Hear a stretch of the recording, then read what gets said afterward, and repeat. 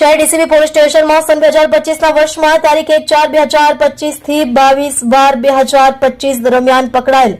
કુલ કિંમત ₹82,45,348ની મત્તાનો પ્રોહિબિશનનો જથ્થો નાશ કરવામાં આવ્યો।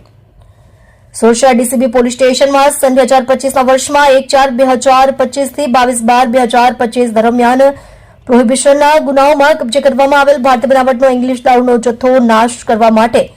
નામદાર કોર્ટશ્રીના અલગ અલગ 3 હુકમો મળી કુલ 9 ગુનાઓમાં કબજે લેવામાં આવેલ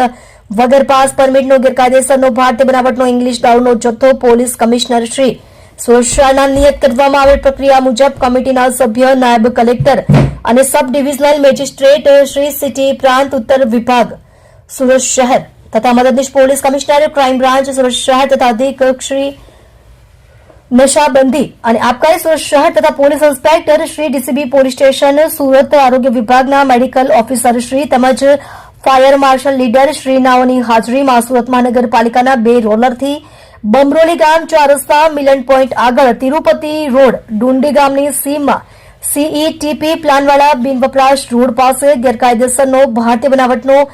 ઇંગ્લિશ દારૂનો જથ્થો જુદા જુદા માર્કાવાળી બાટલીઓ જેમાં 750 મિલીની બાટલી નંગ 1742 તથા 375 મિલીની બાટલી નંગ 1006 તથા 180 મિલીની બાટલી નંગ 27,658 તથા બિયરના ટી નંગ 6,618 મળી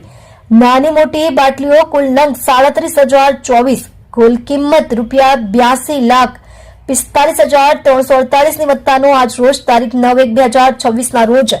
નાશ કરવામાં આવેલ છે।